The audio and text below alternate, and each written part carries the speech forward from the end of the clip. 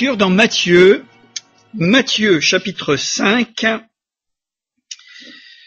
et nous allons plonger nos regards dans ce message universel que l'on appelle le sermon sur la montagne. On y revient, et j'aimerais faire ressortir une vérité particulière.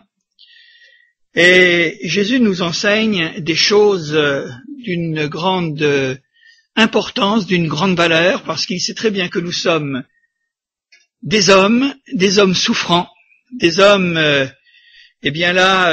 sujets à la douleur, et pas n'importe quelle douleur. Il y a des douleurs physiques, on le sait, mais il y a des douleurs morales.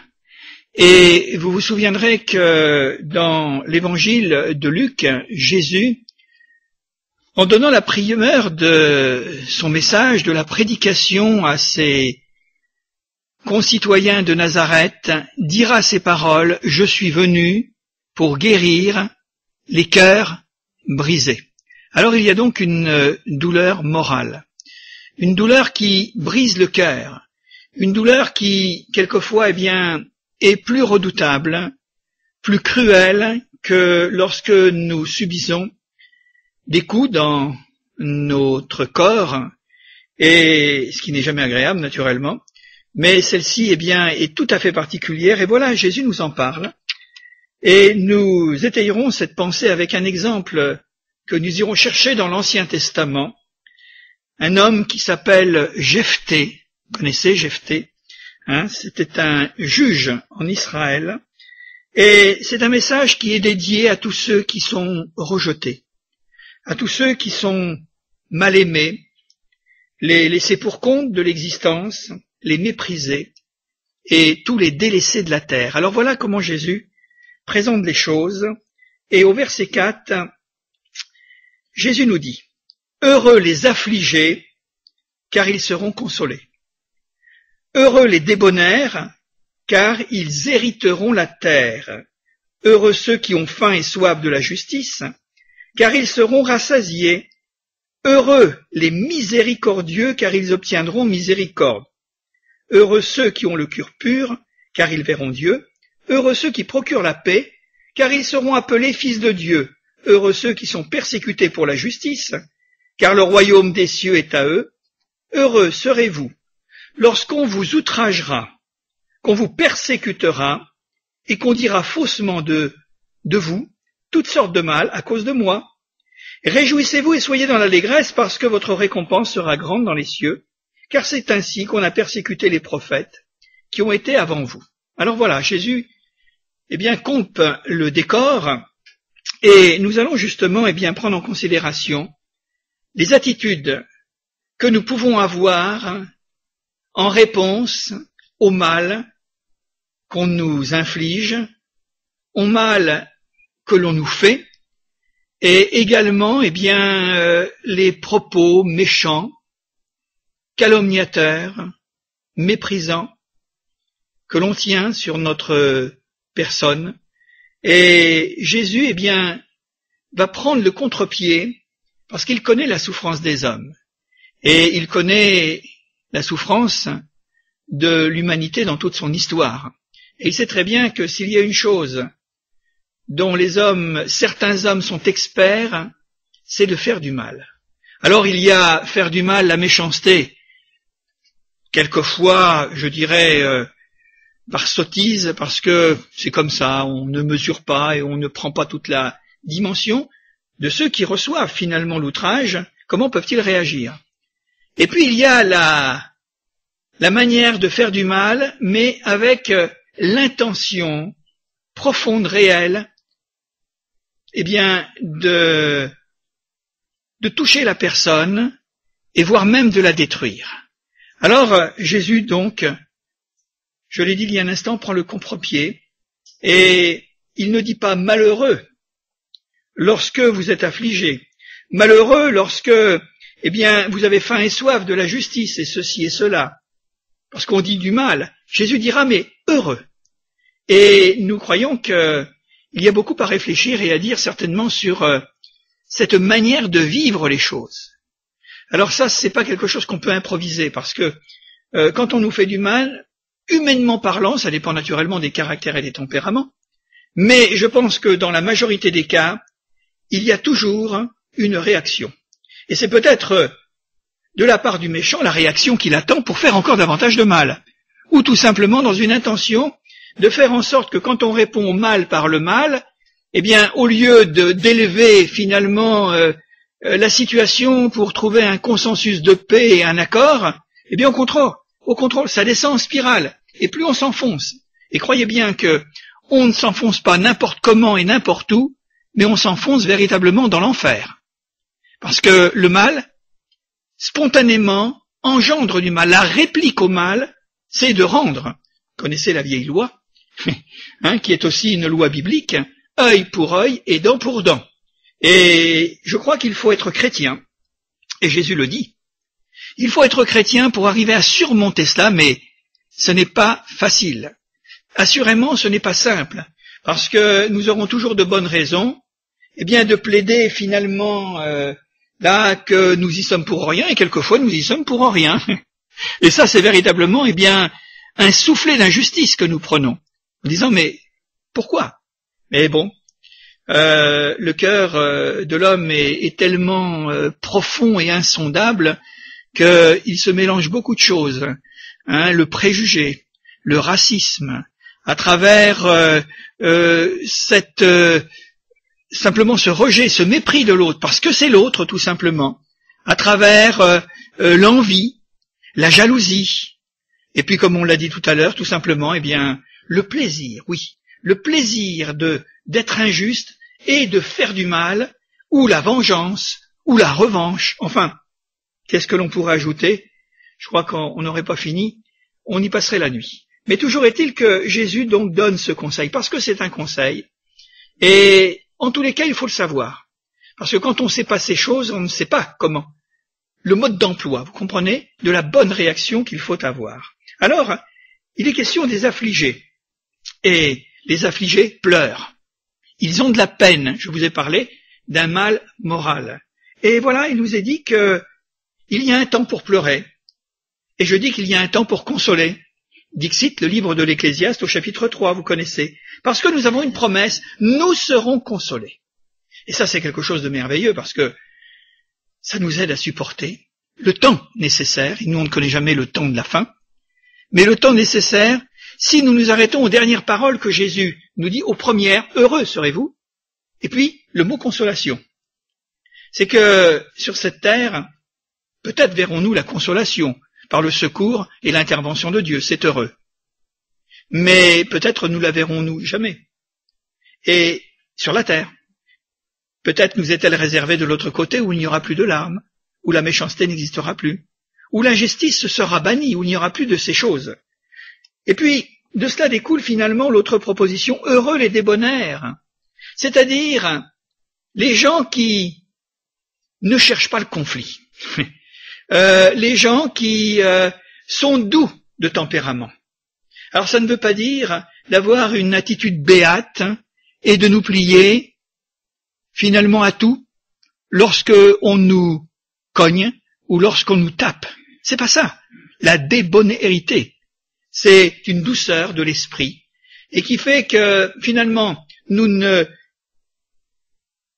sommes pas là à regarder uniquement notre adversaire ou notre ennemi qui nous fait du mal, mais nous regardons davantage au Seigneur, et on va en parler d'ici quelque temps, parce que c'est lui qui délivre.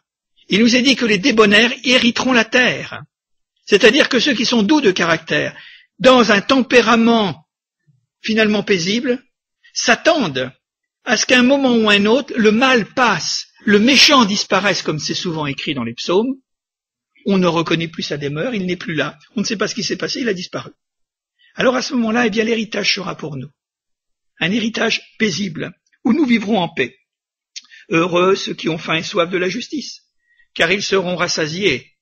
Oui, vous savez, lorsque nous regardons dans notre monde, il y a une justice, il y a des lois. Elles sont faites, je pense, justement, mais dans l'application, c'est pas tout à fait la même chose. Parce que même le meilleur magistrat qui doit se prononcer sur un cas, il ne reste qu'un homme, il faut bien le dire, mais il y a une justice. Dans le haut du ciel, enfin dans le ciel, et cette justice c'est celle de Dieu. Et c'est pour ça, eh bien, il est recommandé de faire davantage confiance à la justice d'en haut que celle d'en bas. Parce que s'il y a une chose qui est terrible, et ça je pense que ceux qui sont passés par le tribunal d'une manière ou d'une autre, et qui ont connu cela, c'est affreux. Quand vous êtes dans un procès et que l'on vous charge, que l'on dit des choses, voire même l'avocat de la partie adverse, qui raconte n'importe quoi, qui essaie d'user de tous les artifices, les effets de manche, et qui ressort des choses qui ne sont pas vraies, et que vous êtes obligé de les entendre, ben vous savez, ça vous met dans un état, quand vous ressortez, c'est terrible. Je dis cela parce que on en a fait l'expérience et c'est terrible. Mais bon, faut-il quelquefois y passer, parce qu'on apprend à comprendre ce que c'est que la justice humaine. Et à un moment donné, on s'aperçoit que le Seigneur nous fait grâce. Voilà. On se dit, Seigneur, jusque à quand, comme dit le prophète, jusque à quand verras-tu la justice? Jusque à quand verras-tu la méchanceté? Eh bien là, sur la vie de ceux qui espèrent en toi, et puis à un moment donné, bien ça se passe. C'est quelque chose. Hein.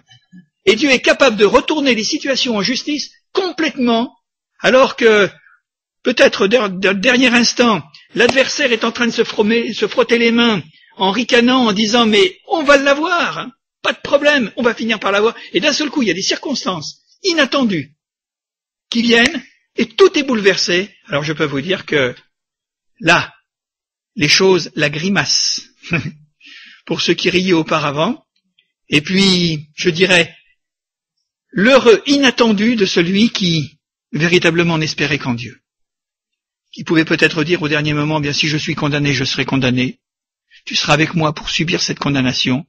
Et si je dois gagner, eh bien je gagnerai, Seigneur. Et vous savez, le Seigneur est bon. Hein, le Seigneur est bon. Alors, heureux ceux qui ont faim et soif de la justice. Et on peut en avoir faim et soif quand véritablement on en manque de cette justice. Quand on est dans l'injustice, quand on est accusé à tort, on en manque, on en est privé. On soupire après la véritable justice. Alors à ce moment-là, eh bien, nous sommes heureux parce que elle ne viendra pas d'en bas, assurément. Heureux les miséricordieux, car ils obtiendront miséricorde. Eh oui, on vous a fait du mal, on a dit des choses fausses sur votre compte, on vous a fait perdre votre emploi, on vous a volé quelque chose. Eh bien, peut-être celui qui l'a fait ou celle qui l'a fait avec délectation pour vous faire du mal. Mais quelle attitude devons-nous avoir? C'est pas l'attitude de la vengeance, de la revanche en disant mais quand j'aurai l'occasion, tu vas voir. Moi, je te prépare quelque chose. Hein. Et vous savez que il y a un proverbe qui dit que la vengeance est un plat qui se mange froid, hein, même congelé quelquefois. Mais c'est pas l'attitude que Jésus préconise. C'est une attitude de miséricorde. Je vais vous dire pourquoi. Parce que on vous a peut-être pas fait miséricorde. On vous a fait payer plein pot. On vous a chargé une mesure qui déborde, une mesure qui est secouée, comme Jésus le dit. Hein. Alors, à ce moment-là, vous n'avez vraiment pas ressenti aucun effet de la miséricorde. On ne vous a pas fait miséricorde, on a été cruel avec vous. Et au contraire, puisque vous étiez en faiblesse et quasiment par terre, eh bien, on vous a monté, on vous a écrasé, on a mis les pieds sur votre tête. Vous comprenez? Et la réponse à ce moment-là, quand je commence à me relever, Jésus nous dit heureux parce que vous allez faire miséricorde. Oui. Vous savez, il y a un grand danger, hein. Parce que ceux qui ne font pas miséricorde, le jour où ils seront par terre, le jour où ils seront au sol, parce qu'ils n'ont pas fait miséricorde, eh bien on leur fera pas miséricorde, c'est la Bible qui le dit. C'est terrible cela. Et n'allons pas accuser Dieu de ne pas nous faire miséricorde. Regardons d'abord à la manière dont nous nous sommes comportés, et à ce moment-là, peut-être nous nous souviendrons que nous avons besoin, que la miséricorde est quelque chose d'être plaisant. Vous savez ce que c'est la miséricorde? Je le dis encore, hein. La définition dans le dictionnaire de miséricorde, c'est renoncer à punir celui qui mérite le châtiment. Vous comprenez? Eh bien c'est ça, et c'est ce que Dieu a fait avec chacun d'entre nous. Il nous a fait miséricorde. Et devant le mal qui nous est infligé, eh bien nous devons aussi apprendre à faire miséricorde à celui qui nous a fait du mal. Et si lui-même, eh bien peut-être est à un moment ou un autre dans la difficulté, on va encore s'approcher de lui pour lui tendre la main. Parce que je pense qu'il aura compris à ce moment-là. Il sera certainement plus le même homme. Parce que se venger, rendre le mal pour le mal, c'est infernal. On ne s'en sort pas, c'est la guerre en permanence. Mais quand on fait miséricorde, on arrête les hostilités. Et c'est comme ça que les gens se convertissent. Parce qu'ils sont touchés par l'amour, par un comportement d'amour, un comportement de compassion. Et si nous avons compassion d'un ennemi ou d'un adversaire, c'est-à-dire c'est que nous souffrons avec lui. On aimerait peut-être le voir souffrir, mais non, c'est pas ça. C'est de souffrir avec lui. Et quand il va voir que nous souffrons avec lui, il va se dire il y a quelque chose de plus. Et là on élève le débat. On le place sur une position où lui-même va comprendre qu'il a besoin de la miséricorde de Dieu et il va demander pardon pour ses fautes, ses erreurs et ses péchés. Et le Seigneur l'accueillera naturellement comme il l'a fait pour nous. Heureux ceux qui ont le cœur pur, car ils verront Dieu. Eh oui, qu'est-ce qu'il y a au fond de notre cœur? Quand on est confronté avec la souillure, avec la grossièreté, avec la vulgarité, quand véritablement, eh bien là, des choses nauséabondes nous tombent sur la tête, toutes sortes de choses qui sont tellement sales et tellement viles, tellement vilaines. Alors, heureux le cœur pur, parce que quand on est dans une ambiance d'impureté, eh bien, comment s'extraire justement de toutes ces choses? Alors bien, c'est finalement de demander à Dieu qu'il nous donne le cœur pur dans l'impureté, voilà, au milieu de l'impureté, au milieu de toutes ces choses qui sont horribles et terribles. Ouais. Le cœur pur, parce que nous verrons Dieu. Pourquoi? Parce que Dieu est pur. Tout simplement, c'est une belle promesse. Heureux ceux qui procurent la paix, car ils seront appelés fils de Dieu.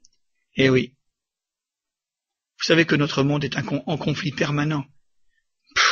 Comment vous dire, et je vous le dis assez souvent, mais quand on regarde un peu tout ce qui se passe aujourd'hui, c'est horrible. C'est horrible. Les conflits de droite et de gauche, tous ces incendies qui sont allumés, volontairement allumés, parce qu'il ne faut pas se faire d'illusions, il y a des intérêts, il y a toutes sortes de choses. Hier soir, j'ai regardé un reportage sur on peut dire les martyrs de la Syrie aujourd'hui, quelque chose d'horrible, où le gouvernement élimine les médecins qui portent secours aux belligérants, enfin, en tous les cas, ce que l'on appelle les rebelles au régime. C'est terrible, c'est affreux. Les infirmières, les médecins qui portent secours à l'opposition, qui sont abattus. Vous vous rendez compte? C'est horrible. Alors on se dit, mais quel monde? Et il y a ça, mais il y a bien d'autres choses.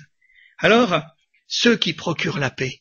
Et je dis que celui qui veut s'approcher du Seigneur, celui qui véritablement demande à Dieu de se révéler à lui, eh bien, doit aussi véritablement faire preuve, au fond de son cœur, de cette attitude paisible, la paix. Oui. Vous savez que Jésus est appelé le prince de la paix. Oui. C'est un beau nom, Alors ils seront appelés fils de Dieu, parce que nous ressemblons à notre Père, qui est un Dieu de paix, qui est un sauveur de paix. Heureux ceux qui sont persécutés pour la justice, car le royaume de Dieu est à eux.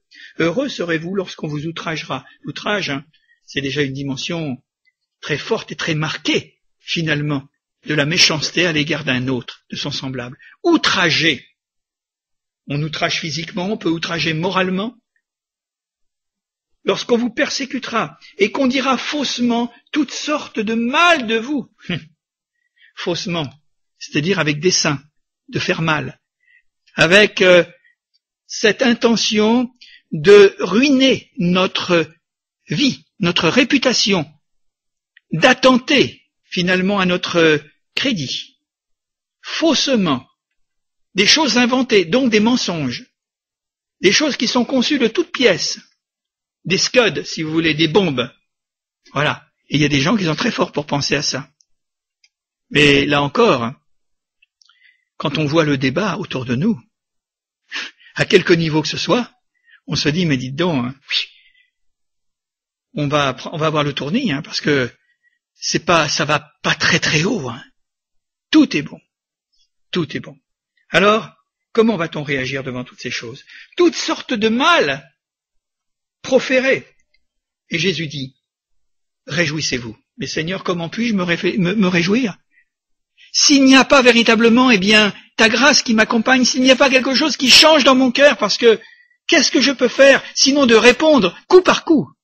Et Jésus nous dit, mais réjouissez-vous. Alors, on a souvent pris les chrétiens pour des simples d'esprit, vous comprenez? C'est écrit ça aussi, hein. Je ne l'ai pas lu, mais c'est écrit. C'est-à-dire des gens simplés, vous comprenez? Qui sont là, béats, et qui disent, ben voilà, tout simplement, qui se laissent faire, mais c'est pas ça, hein. C'est pas ça. C'est une intelligence supérieure, justement, de pouvoir supporter cela. Et c'est une faiblesse d'être violent. C'est une faiblesse et une bassesse de se livrer et se mettre au même niveau que les autres. Et Jésus dit, mais non, réjouissez-vous et soyez dans l'allégresse, c'est-à-dire que vous allez tressaillir parce que finalement vous avez part à quelque chose que les hommes justes, que les hommes véritables, les hommes véritiques et authentiques ont toujours vécu à travers tous les temps. Et je ne parle pas seulement des chrétiens, mais quelquefois ceux qui ont défendu finalement les droits de l'homme, qui ont défendu des causes justes, qui se sont battus. Croyaient-ils ou non en Dieu, je ne sais pas. Il y en a certains, certainement, parce que le christianisme a produit finalement des grandes âmes pour, eh bien là, rehausser un peu cette humanité bestiale. Ouais, des grands hommes dans l'histoire. Des médecins, et puis des gens qui, avaient de grandes idées, qui se sont battus, qui ont quelquefois souvent donné même leur vie et leur sang. Hein. Parce que votre récompense sera grande dans les cieux. Alors, que dire de tout cela? Alors on comprend tout à fait que nous sommes tout à fait dans le profil des rejetés de la terre, de ceux qu'on a appelés les mal-aimés, on va en parler dans quelques instants, tous ces méprisés et ces délaissés. Qu'est-ce que nous pouvons faire? Comment changer la face du monde? Comment changer la tournure des hommes dans leur attitude? C'est un travail long, hein. Et tant que nous serons dans ce monde d'iniquité, bien je peux vous dire que c'est pas fini, hein, les injustices. Mais de temps en temps, il va y en avoir qui vont se lever. Il y a des hommes qui se sont levés devant les injustices, même les injustices religieuses, même les injustices sociales et politiques. Alors je ne vais pas vous citer des noms ce soir, mais ils l'ont payé souvent de leur vie. Hein. Et à travers l'histoire, eh bien, Dieu s'est servi de ces gens-là. Et peut-être se sont-ils inspirés justement des paroles formidables et merveilleuses, lumineuses de Jésus, pour se donner du courage. Alors, il y a cette histoire, je ne vais pas faire un trop grand commentaire sur cette histoire, mais vous la connaissez. On va regarder dans Juges, livre des Juges, chapitre 11. Ah, il s'appelle Jephthé. Et il lui est arrivé une drôle d'histoire. Et là, on ne pourra pas dire que c'est de sa faute. Parce que c'est pas de sa faute s'il est né. C'est pas de sa faute si, véritablement, eh bien, il y a eu un drame dans sa propre famille. Alors, Juges, chapitre 11. Jephthé, le Galadite, était un vaillant héros. Il était fils d'une femme prostituée. Ça commence bien. Et c'est Galad, son père, qui avait engendré Jephthé. La femme de Galad lui enfanta des fils, qui, devenus grands, chassèrent Jephthé et lui dirent « Tu n'hériteras pas dans la maison de notre père, car tu es fils d'une autre femme. » Et Jephthé s'enfuit loin de ses frères, et il habita dans le pays de Tob. Des gens de rien se rassemblèrent auprès de Jephthé, et ils faisaient avec lui des coups de main. Voilà, je ne veux pas en dire plus. Alors là, nous avons le cas d'un garçon que Dieu appelle un héros. Souvent, c'est une surprise, parce qu'on se dit, mais comment se fait-il que les hommes m'ont toujours considéré comme un bon à rien, comme un moins que rien, comme un va-nu-pied, quelqu'un qui savait rien faire de ses 10 doigts, qui ne paraissait pas forcément avoir une intelligence qui était véritablement très basique. Comment se fait-il que Jephthé est appelé vaillant héros par Dieu? Vous savez, je voudrais vous rappeler ce que la Bible nous dit dans la première épître aux Corinthiens, ça doit être au chapitre 2, où Dieu nous dit que Dieu a choisi les choses folles du monde pour confondre les sages, que Dieu a choisi les choses pauvres du monde pour confondre les riches. Dieu a choisi les choses qui ne sont pas comme si elles étaient. Et je trouve que cette parole, elle est extraordinaire. Parce que on s'aperçoit d'emblée que la manière dont nous regardons et la manière dont Dieu regarde, c'est tout à fait différent. On n'aura pas tous un prix Nobel. Ça m'étonnerait. Ou alors il faut faire véritablement une grande invention. Il faut faire une grande découverte.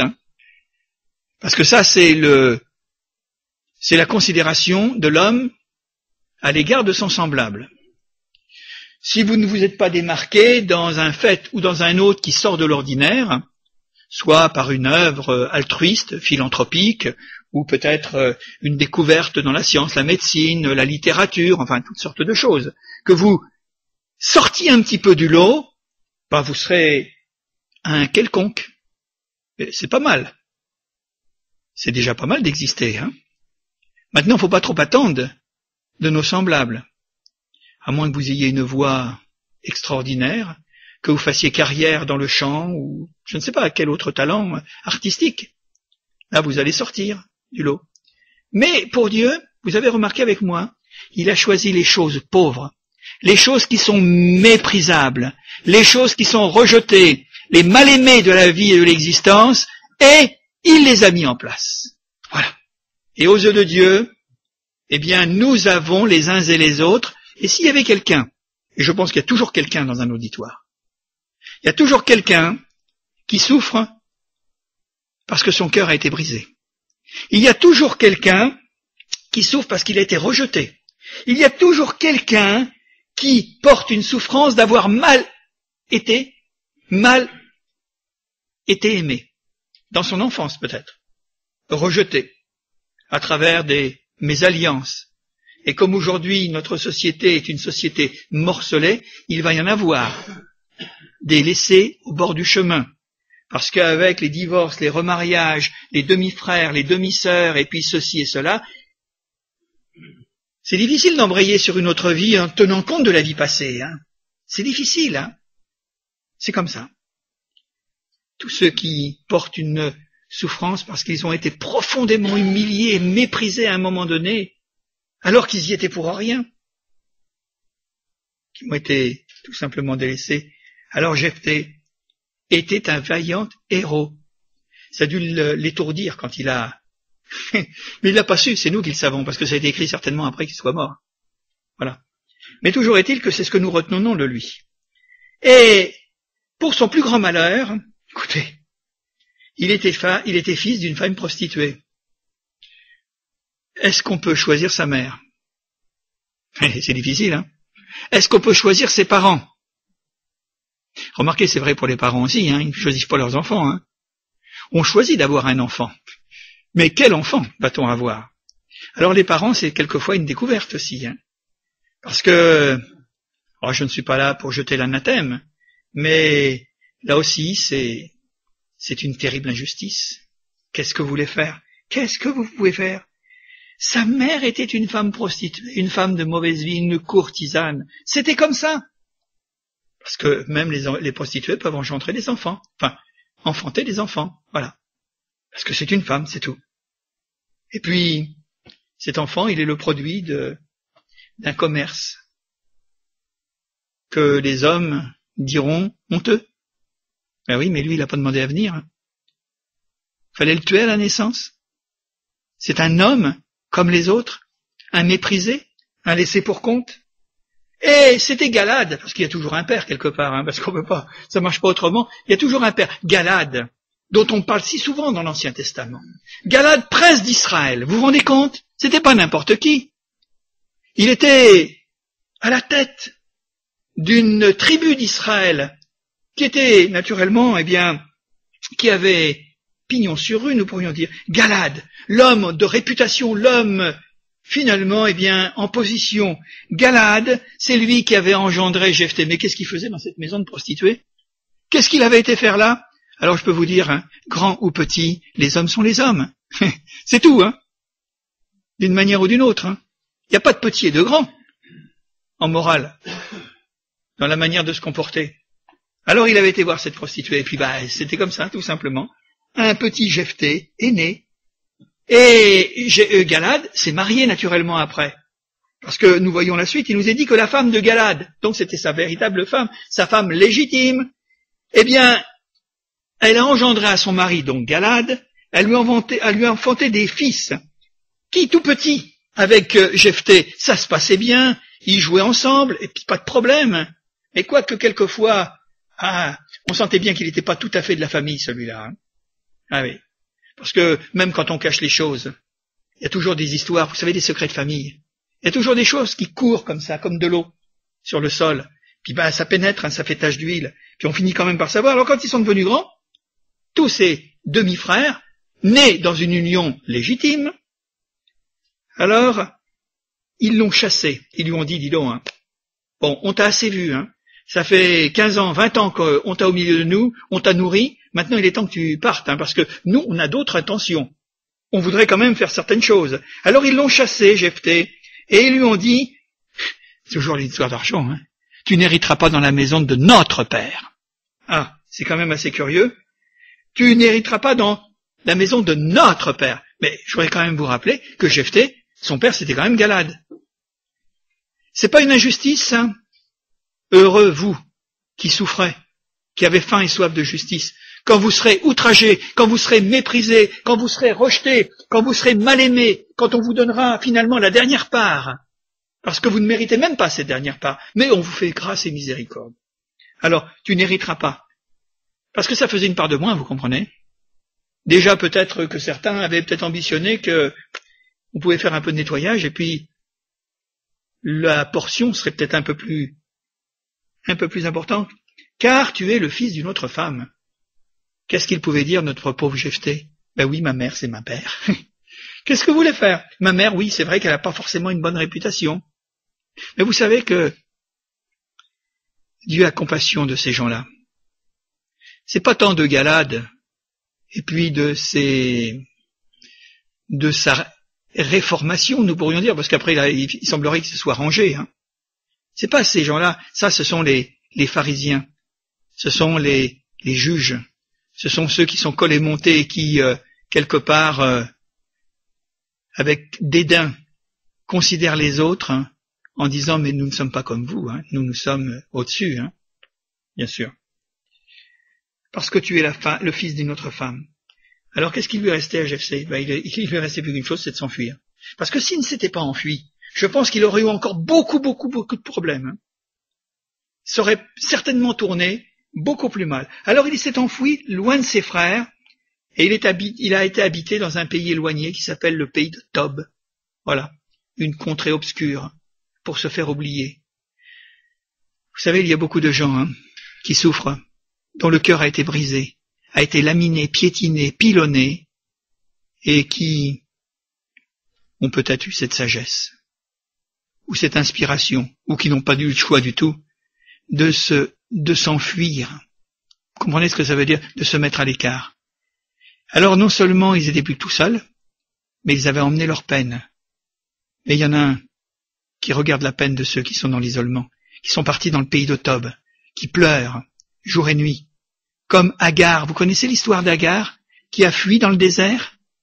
Parce que Sarah, la belle Sarah, normalement elle était gentille, Sarah, mais quand elle s'est aperçue que Abraham avait fait un fils, oui c'est pareil, avait fait un fils à une égyptienne, servante égyptienne, esclave égyptienne, elle a vu rouge à ce moment-là, et elle a pris l'égyptienne, Agar, elle lui a dit maintenant, tu pars avec ton fils et tu vas mourir dans le désert. Et vous savez, Dieu l'a récupéré, Sarah, pas Sarah mais Agar, et il lui a parlé au puits de Lachaïroé. Le Dieu est vivant et il me voit. Alors c'est pour ça que ça c'est formidable, et c'est bien de le redire ce soir, c'est qu'on peut s'enfuir au pays de Tob, on peut être dans la plus grande et la plus extrême solitude pour épancher notre chagrin et notre peine. En tous les cas, vous êtes au puits de Lachaïroé. Le Dieu vivant qui me voit, et il me voit dans ma peine. Il me voit dans ma misère. Alors des gens de rien se rassemblèrent autour de Jephthé. Eh oui, parce que quand on n'est rien, on a... Enfin, des gens de rien prétendument, de rien. Mais tous ceux qui étaient comme lui, parce qu'il y en avait quand même, il n'était pas tout seul. Alors peut-être que ça pouvait le rassurer en quelque sorte de dire, de voir qu'il y avait des gens qui venaient là comme ça, qui se rassemblaient. Ils étaient exclus des villes, exclus des maisons, exclus des familles, exclus de ceci, exclus de cela. Il ne restait plus que le désert. Et à un moment donné, pour survivre, vous savez ce qu'ils faisaient? Parce que personne ne s'occupait d'eux. Aujourd'hui, on appellerait ça des délinquants. Oui, qui cassent des voitures, qui brûlent des voitures, qui font ceci et cela. Il faut connaître l'histoire. On va pas faire l'apologie du délit. Mais quand même, derrière tout cela, il y a des gens qui ne trouvent pas la place dans la société, qui ne trouvent même pas la place dans leur famille. Alors ils se rassemblent les uns et les autres, parce que peut-être que la souffrance est moins difficile à porter, l'opprobre, la honte est moins difficile à porter quand on est ensemble, et ça donne du courage. Mais quelquefois ça peut tourner très mal, puisqu'il nous a dit qu'ils se rassemblèrent auprès de Jephthé, et ils faisaient avec lui des coups de main. Eh ben Jephthé il est mal parti. Il était mal parti, Jephthé. C'était de sa faute, naturellement. Qu'il avait une mère qui était prostituée, qu'il avait un père qui n'était pas sérieux, qu'il avait des frères qui l'ont méprisé, qui l'ont jeté à la porte. On peut comprendre certaines choses, mais heureusement pour Jephthé, c'est que le Seigneur l'avait vu. Et vous savez, je voudrais simplement le dire brièvement, parce que je veux conclure maintenant. Il y a une chose qui est certaine, c'est que Dieu l'a vu dans sa peine. Il l'a retiré. Et vous savez comment il s'en est tiré de cette histoire? Après avoir été chassé de la maison paternelle par ses demi-frères, un jour il est arrivé quelque chose de catastrophique à Galade, ou dans le pays de Galade. C'est que la guerre était aux portes. Et il n'y avait pas un chef. Il n'y avait personne pour défendre finalement le pays, la tribu. Et à un moment donné, ses frères, ils se sont dit, mais nous on avait quelqu'un de bien quand même à la maison. Il n'était pas si mal que ça, notre Jephthé. Ouais, il était sympa. Oh, il avait son caractère, son tempérament. Il s'emportait de temps en temps. C'est pas lui qui s'est emporté, c'est ses frères qui sont emportés contre lui.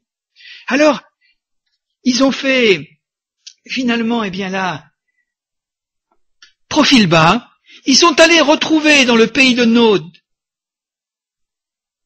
leurs frères en disant, tu sais, on a vraiment besoin de toi maintenant, Oh là là.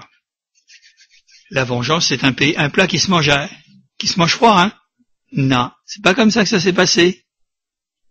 Il avait véritablement le caractère de l'évangile, notre Jephthé, Il avait déjà tous les principes du sermon sur la montagne que nous avons lu tout à l'heure. Quand ils sont venus et qu'ils lui ont dit, mais tu sais, il nous faut un homme comme toi pour prendre la tête de notre armée, parce qu'autrement on va se faire complètement écraser, c'est pas possible. Il nous faut un homme comme toi. Et ils l'ont supplié. Ils lui ont dit, mais il faut que tu reviennes avec nous. Nous avons besoin de toi, autrement on va mourir. Ah tiens, vous allez mourir.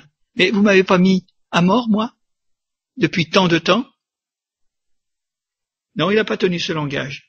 Il lui a dit, écoutez, si vous mettez de votre propre volonté, de votre bonne volonté maintenant à votre tête, je vais vous suivre. Et il est parti avec ses frères. Il n'avait ni rancœur, ni récrimination, ni amertume, ni aigreur. Ils sont allés. Et à la tête, finalement, de la tribu de Galade, ce qui s'est passé, c'est qu'il a vaincu les ennemis. Alors là, on parlait plus du tout pareil. On disait, mais, dis donc, c'est notre roi maintenant, Jephthé.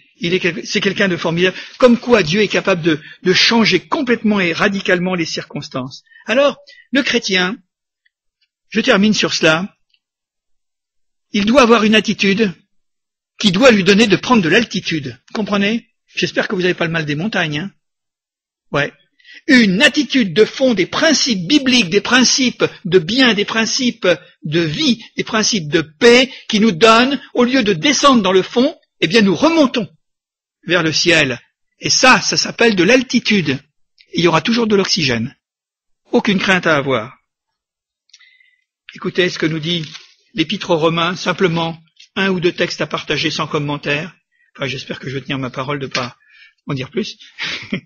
Écoutez bien, c'est Paul qui le dit. Et vous savez, Paul, il a ramassé des coups. Waouh! Quand il est rentré dans le ministère, l'apôtre, je peux vous dire que le Seigneur l'avait prévenu. Tu verras toutes les souffrances que tu auras à souffrir à cause de mon nom. Il en a pris, mais alors, si vous voulez savoir toutes les mésaventures qui sont arrivées à l'apôtre Paul, vous lisez 2 Corinthiens, chapitre 11 et chapitre 12. Vous verrez, il y a toute une liste, c'est terrible. Et vous savez ce qu'il nous dit? Pour ceux qui souffrent de l'injustice, bénissez ceux qui vous persécutent, bénissez et ne maudissez pas. Jephthé, Il avait compris la leçon, hein. Réjouissez-vous avec ceux qui se réjouissent, pleurez avec ceux qui pleurent. Ça s'appelle de la compassion. Ayez les mêmes sentiments les uns envers les autres, et pas des sentiments contraires pour vous faire la guerre. N'aspirez pas à ce qui est élevé. Ça, c'est de l'orgueil. Mais laissez-vous attirer par ce qui est humble, la modestie. C'est ce qu'on a appelé tout à l'heure la débonnaïrité, c'est-à-dire doux et humble de cœur. Ne soyez point sages à vos propres yeux. N'essayez pas d'inventer des histoires pour essayer de vous tirer de la situation, parce que l'inspiration ne viendra probablement pas de Dieu, elle viendra de votre propre fond, inspiré par l'adversaire, et vous ajouterez du mal au mal. Justement, ne rendez à personne le mal pour le mal. Recherchez ce qui est bien devant tous les hommes. S'il est possible, autant que cela dépende de vous, soyez en paix avec tous les hommes. Autant que cela dépende de vous. Il y a des situations, vous êtes attaqué, vous êtes pris de tous les fronts, et vous ne pouvez pas faire autrement. Alors à ce moment-là, restez dans une position de paix. Mais ne répondez pas. Autant que cela dépende de vous. Si ça dépend de moi, de ne pas mettre de l'huile sur le feu, bien je peux en mettre. Puis ceux qui ont envie de d'en découdre ou de mordre, mais laissez-les mordre. Ça n'a pas d'importance. Ils se fatigueront à un moment donné. Ne vous vengez point vous-même, bien-aimés, mais laissez agir la colère, car il est écrit « À moi la vengeance et à moi la rétribution », dit le Seigneur. C'est lui qui prend le dessus sur la malignité, sur le mal, sur la méchanceté, sur le diable, sur le malin. Mais si ton ennemi a faim, donne-lui à manger. S'il a soif, donne-lui à boire. C'est dur, hein? Car en agissant ainsi, tu amasseras des charbons ardents sur sa tête. Ne te laisse pas vaincre par le mal, mais surmonte le mal par le bien. Seigneur, tu nous demandes des choses qui sont terribles. Parce que quand on a mal, on a mal. Oui, je vois qu'il y a des appréciations, là. Seigneur, comment puis-je faire? Je n'en suis pas capable. Alors c'est bien de dire je n'en suis pas capable, parce que c'est quand on n'est pas capable que Dieu nous rend capable. Parce que si vous dites que vous êtes capable, vous n'avez pas besoin de Dieu, vous allez vous en sortir vous-même. Vous n'allez même pas recourir à lui. Mais de dire Seigneur, je suis dans un tourbillon, l'ouragan fonde sur moi. Comment je vais m'en sortir? J'ai besoin de toi. Mais vous savez les psaumes de David. Quand David dit, il est ma haute retraite, mon bouclier, mon asile protecteur, c'est que David, il criait, il hurlait, il demandait à Dieu de venir l'aider, et Dieu l'a toujours aidé parce que il a subsisté, David, hein. Et il pouvait dire à la fin, mais avec Dieu on fera des exploits. Hein. Alors, la conclusion, eh bien on va la trouver encore tout sous la bouche de la plume, de l'apôtre Paul. Dieu dit, parce que Dieu nous donne son secours, Dieu nous donne la consolation, et si nous sommes rejetés quelque part, il y a un mot dans la Bible qui revient assez souvent, c'est que Dieu nous dit « je t'accueillerai ». Je te recueillerai. Toi le méprisé, toi le battu, toi celui qui a été piétiné, qui a été outragé d'une façon ou d'une autre. Écoutez bien, Dieu dit, j'habiterai, je marcherai au milieu de mon peuple, je serai leur Dieu, et ils seront mes fils et mes filles. C'est pourquoi, séparez-vous, dit le Seigneur, séparez-vous du mal. Séparez-vous des réactions mauvaises. Séparez-vous des relations œil pour œil et dent pour dent. Passez là-dessus. Ne touchez pas à ce qui est impur, parce que vociférer, sortir des grossièretés, des insultes et toutes sortes de choses, eh bien c'est impur. Et je vous accueillerai, je serai pour vous un père et vous serez pour moi des fils et des filles, dit le Seigneur, et il est ajouté, El Shaddai. On l'a chanté tout à l'heure, hein? Vous savez ce que c'est, El Shaddai? Je suis le Dieu Tout-Puissant. Voilà. Alors, les amis, simplement pour nous souvenir, les uns et les autres, nous avons tous des blessures. D'une manière ou d'une autre, nous avons tous des meurtrissures. Nous avons tous quelque chose. Et si ce message, eh bien peut-être a parlé à notre cœur, nous n'allons pas regarder en bas, mais nous allons regarder vers le ciel, vers les cieux de celui qui est Dieu, celui qui est plus que Dieu. Il est notre Dieu, il est notre Père, et nous voulons nous comporter comme notre Père, parce que nous sommes ses fils et ses filles, et nous voulons avoir une attitude de foi, avec toutes les conséquences, comme la parole le dit, ayez les sentiments qui sont en Jésus-Christ. Alors que Dieu nous bénisse, que Dieu nous donne sa grâce, et nous allons prier quelques instants maintenant. Seigneur, nous voulons, et je veux te prier pour tous ceux qui sont en souffrance, tous les cœurs brisés, tous ceux qui, d'une manière ou d'une autre, injustement, méchamment, volontairement, ont été la cible. Seigneur, de gens qui, par sottise ou par pure méchanceté, eh bien, ont en effet engagé les hostilités. Et cela, Seigneur, dans un but de détruire. Parce que nous savons que l'inspiration, elle ne vient pas de Dieu. Dieu construit, alors que l'adversaire détruit. Et parfois les hommes se font les artisans, ou même les instruments, les agents de la destruction de l'adversaire. Seigneur, la guerre, ce sont les hommes qui se la livrent les uns aux autres. Et nous croyons, Père éternel, que celui qui est venu avec l'Évangile et qui nous a parlé, à travers le sermon sur la montagne, c'est un Dieu de paix, c'est un Dieu de pureté, c'est un Dieu d'amour, un Dieu de consolation, un Dieu de réparation, un Dieu qui réhabilite les hommes qui ont été défaits, qui ont été dépouillés, qui ont été souillés, salis, honnis, rejetés. Oui, Seigneur, nous croyons que c'est ce Dieu-là qui est le Dieu de l'Évangile. Et puis, nous voulons te rendre grâce parce que tu nous as permis d'avoir cette illustration à travers cet homme qui s'appelait Jephthé et qui, dans tout le mal qu'on lui a infligé, n'y était pour rien. Parce que nous ne pouvons pas incriminer, Seigneur, d'aucune façon, eh bien là, ce que on lui a véritablement jeté à la face, la manière dont il a été, eh bien, traité, Seigneur, dans le nom de Jésus. Nous voulons véritablement, Père éternel, te demander, comme nous l'avons vu il y a un instant, eh bien, de transformer notre nature. Parce que notre nature, souvent, elle est de feu devant le feu. Elle est souvent, Seigneur, implacable, parce qu'on a été, en effet, intraitable aussi avec nous. Seigneur, dans le nom de Jésus. Nous croyons que tu nous rappelles et tu nous fais cette belle promesse. Je changerai leur cœur de pierre et j'y mettrai un cœur de chair. Eh bien, Seigneur, dans le nom de Jésus, seulement par ton esprit. Un esprit nouveau, un esprit de renouveau, un esprit de, Seigneur, de vie. Eh bien, qu'il en soit ainsi, Seigneur, et je te demande pour les auditeurs que nous sommes les uns et les autres, si telle est notre situation, si nous pleurons encore sur nos souffrances et nos misères, eh bien, il y a auprès de nous un consolateur qui nous dit simplement, soyez heureux et soyez dans l'allégresse, car un jour vous serez consolés et délivrés. Merci, mon Dieu, merci Jésus. Alors tu viens bientôt, Seigneur, pour faire justice, la vraie, la juste, la céleste. Merci, Seigneur. Amen.